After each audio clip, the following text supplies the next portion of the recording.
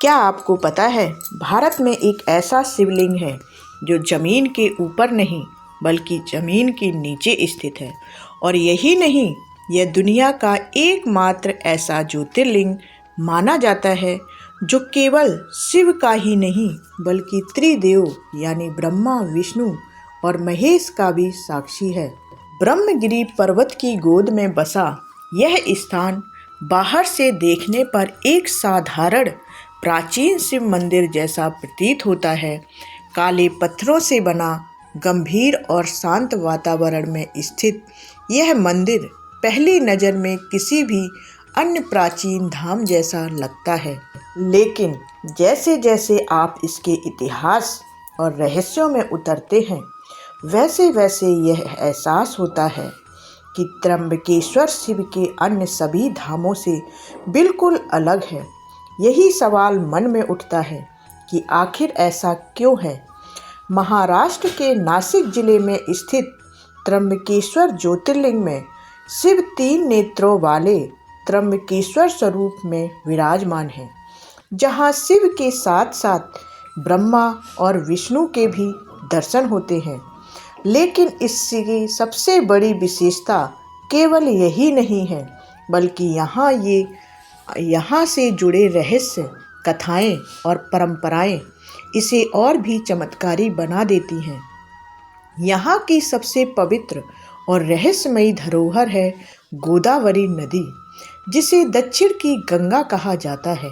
जितनी पवित्र यह नदी मानी जाती है, उतनी ही रहस्यमय इसकी उत्पत्ति की कथा भी है। इसी क्षेत्र से नासक हीरे का नाम जुड़ा है, जिसे इतिहास के सबसे रहस्यमय और कथित रूप से श्रावित हीरों में से गिना जाता है। कहा जाता है कि यह हीरा जिसके पास भी गया उसके जीवन में विनाश और संकट लेकर आया है।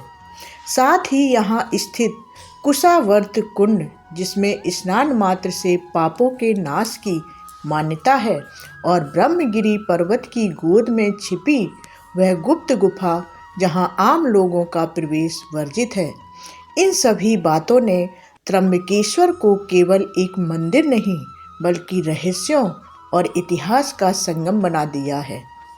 हजारों वर्ष पहले यह पूरा क्षेत्र घने जंगलों से घिरा हुआ था।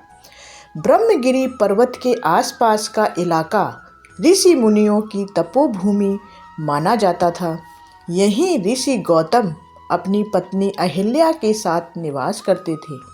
वे अत्यंत सरल जीवन जीते थे और आसपास के लोगों की सहायता करते थे। लेकिन एक समय इस क्षेत्र में भयंकर अकाल पड़ा। धरती सूख गई, जल स्रोत समाप्त होने लगे और जनजीवन संकट में आ गया। तब जन कल्याण के लिए ऋषि गौतम ने इंद्रदेव की कठोर तपस्या की। उनकी तपस्या से प्रसन्न होकर इंद्रदेव ने उन्हें ऐसा जल स्रोत प्रदान किया जो कभी सूखता नहीं था। इस जल स्रोत से ऋषि गौतम ने पूरे क्षेत्र की सहायता की और उनकी कीर्ति चारों ओर फैलने लगी। लेकिन जहाँ सम्मान होता है वहाँ ईर्ष्या भी जन्म लेती है। कुछ अन्य ऋषियों को उनकी लोकप्रियता खटकने लगी और उन्होंने एक षड्यंत्र रचा। उन्होंने एक बीमार और अधमरी गाय को ऋषि गौतम के खेत में छोड़ दिया। जब ऋषि गौतम ने उसे हटाने का प्रयास किया तो वह गाय मर गई और उन पर गौ हत्या का झूठा आरोप लगा दिया गया। उस युग में गौ हत्या सबसे बड़ा पाप माना जाता था। ऋषि गौतम और अहिल्या को सामाजिक अपमान सहना पड़ा और वे प्रायश्चित के लिए घने वनों में जाकर भगवान शिव की तपस्या करने लगे। उनकी भक्ति से प्रसन्न होकर भगवान शिव प्रकट हुए और उन्हें बताया कि वे निर्दोष हैं और यह सब ईर्ष्या से रचा गया षड्यंत्र था। शिव ने उनसे वरदान मांगने को कहा, लेकिन ऋषि गौतम ने ना तो बदला मांगा और ना ही किसी को दंड देने की इच्छा जताई। उन्होंने केवल यही प्रार्थना की कि इस सूखी धरती पर गंगा को अवतरित किया जाए ताकि जन कल्याण हो सके। शिव ने उनकी प्रार्थना स्वीकार की और गंगा को गोदावरी के रूप में यहाँ अवतरित होने का वरदान दिया। लेकिन गंगा ने यह शर्त रखी कि वे शिव के बिना यहाँ निवास नहीं करेंगे। तब शिव भी यहाँ प्रकट हुए और इस प्रकार त्र्यंबकेश्वर ज्योतिर्लिंग की स्थापना हुई।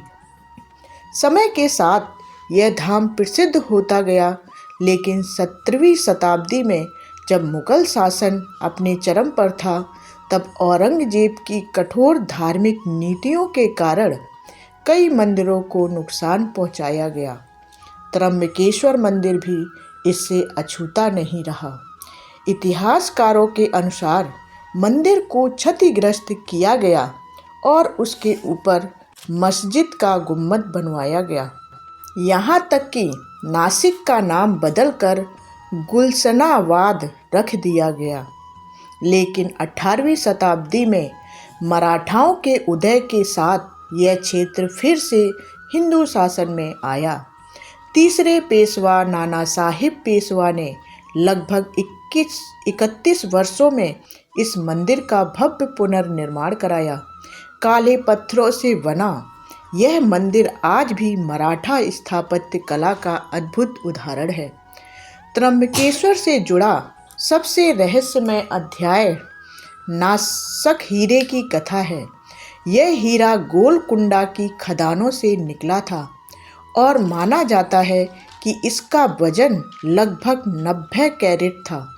मराठाओं के हाथ आने के बाद इसे त्र्यंबकेश्वर मंदिर को अर्पित किया गया और शिवलिंग की आँख के रूप में स्थापित किया गया। लेकिन इसके साथ ही राजनीतिक अस्थिरता और संघर्षों की कथाएं भी जुड़ती चली गईं। बाद में ही यह हीरा ब्रिटिश ईस्ट इंडिया कंपनी के हाथ लगा और लंदन ले जाया गया, जहां इसे तराशा गया और इसका आकार बदल गया। समय के साथ यह हीरा कई हाथों में गया और हर बार इसके साथ दुर्भाग्य की कहानियां जुड़ती रहीं। आज यह हीरा कहाँ है, इसकी सटीक जानकारी किसी के पास नहीं है। मंदिर के गर्भगृह में स्थित शिवलिंग स्वयं में अद्वितीय है। यह भूमि के नीचे स्थित है और इसमें 3 सूक्ष्म लिंग दिखाई देते हैं, जिन्हें ब्रह्मा, विष्णु और महेश का प्रतीक माना जाता है। यह शिवलिंग हमेशा जल में डूबा रहता है और निरंतर जल प्रवाह होता रहता है, जिसे शिव की निरंतर उपस्थिति का प्रतीक माना जाता है। पास ही स्थित कुशावर्त कुंड को गोदावरी का स्थायी निवास स्थान माना जाता है, जहां स्नान से आत्मिक शुद्धि की मान्यता है। वहीं ब्रह्मगिरी पर्वत में स्थित गुप्त गुफा को अत्यंत शक्तिशाली साधना स्थल माना जाता है, जहां आज भी रहस्य बना हुआ है। त्र्यंबकेश्वर केवल दर्शन का स्थान नहीं, बल्कि काल सर्प दोष और नारायण बलि जैसी विशेष पूजाओं का प्रमुख केंद्र भी है। यहाँ आने वाले श्रद्धालु मानते हैं कि इस धाम में की गई पूजा से मानसिक शांति और जीवन में संतुलन प्राप्त होता है। यही कारण है कि त्र्यंबकेश्वर केवल एक मंदिर नहीं, बल्कि आस्था, इतिहास और रहस्यों का जीवंत संगम है, जहां आने वाला व्यक्ति कुछ न कुछ अनुभव लेकर ही लौटता है। हर हर महादेव। आपको हमारी जानकारी कैसी लगी, कमेंट करके हमें ज़रूर बताएं और कमेंट में हर हर महादेव ज़रूर लिखें, जिससे महादेव की कृपा आप पर और आपके पूरे परिवार पर हमेशा बनी रहे। वीडियो को लाइक करें, शेयर करें। धन्यवाद।